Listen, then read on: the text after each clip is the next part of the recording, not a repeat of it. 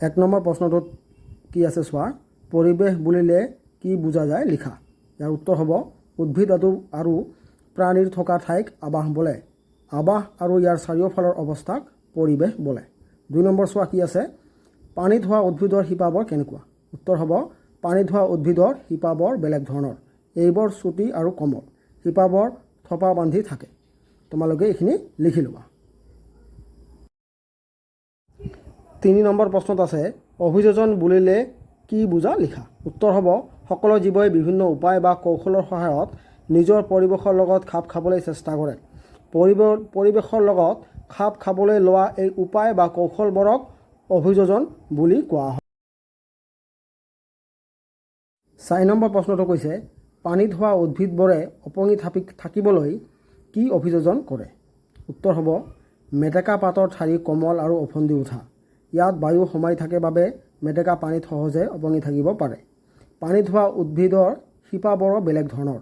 এইবোৰ চুটি আৰু কোমল, শিপাবোৰ থোপা বান্ধি থাকে। সুকীয়া গঠনৰ বাবেই এনেবোৰ গছ পানীত জীয়াই থাকিব পাৰে। তোমালোকে এইখিনি লিখি ল'বা। হ'ব। 5 নম্বৰ প্ৰশ্নটো আছে মাছে পানীত চলাচল কৰিবলৈ কিয় সুচল পায়। উত্তৰ হ'ব মাছৰ গাৰ গঠন নাও এখনৰ গঠনৰ লগত মিলে। গাৰ গঠন এনে হোৱাৰ কাৰণে মাছে পানীত সহজে চলাচল কৰিব পাৰে। মাটিত থকা প্ৰাণীবোৰৰ দৰে মাছৰ ঠেং নাই, মাছৰ ফিছা থাকে। ফিছাৰ সহায়ত মাছে পানীত সাঁতুৰিব পাৰে। তোমালোকে লিখি ল'বা উত্তৰখিনি। হ'ব। 6 নম্বৰ প্ৰশ্নটো চোৱা, হাঁহৰ ঠেঙৰ আঙুলিবোৰ পাতল ছালেৰে জোৰা লগা। এনেদৰে পতা লাগি নথকা হ'লে কি অসুবিধা হ'লহেঁতেন।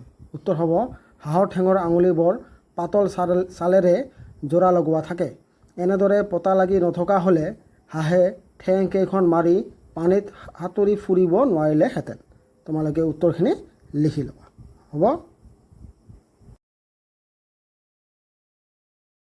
7 নম্বৰ প্ৰশ্নটো উটৰ কোষ্টৰ উপযোগিতা কি। উত্তৰ হ'ব উটৰ কোষ্টত উটে বহু পৰিমাণে চৰ্বি আৰু পানী জমা কৰি ৰাখে। বহুদিন কোনো খাদ্য বা পানী খাবলৈ নাপালেও শৰীৰৰ জমা কৰি ৰখা পানী আৰু চৰ্বি ব্যৱহাৰ কৰি উটে ঘূৰি ফুৰিবলৈ শক্তি পায়। এইটো পানী আৰু চৰ্বি হ'ব। ইয়াত চৰি লিখা আছে, এইটো চৰি নহয় চৰ্বি হ'ব। তোমালোকে লিখি ল'বা। 8 নম্বৰ প্ৰশ্নত আছে পৰ্বতৰ প্ৰাণীবোৰৰ গাত দীঘল নম কিয় থাকে।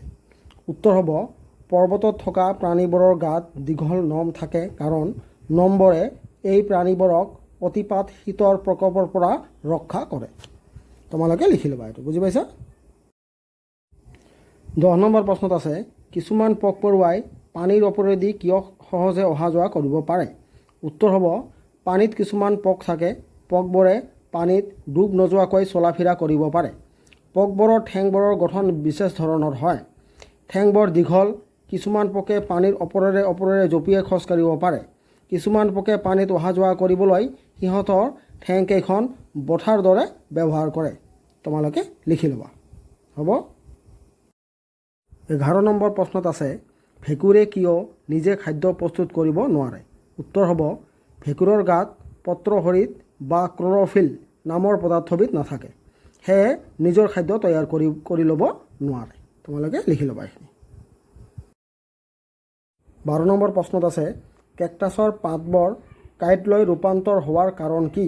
উত্তৰ হ'ব মৰুভূমিৰ গছৰ পাতবোৰ কাঁইটলৈ ৰূপান্তৰিত হোৱাৰ কাৰণে পানী গছৰ বাহিৰত ওলাই যাব নোৱাৰে। তোমালোকে গোটেইখিনি লিখি ল'বা। বুজি পাইছা। আৰু মোৰ চেনেলটো তোমালোকে ছাবস্ক্ৰাইব কৰি দিবা।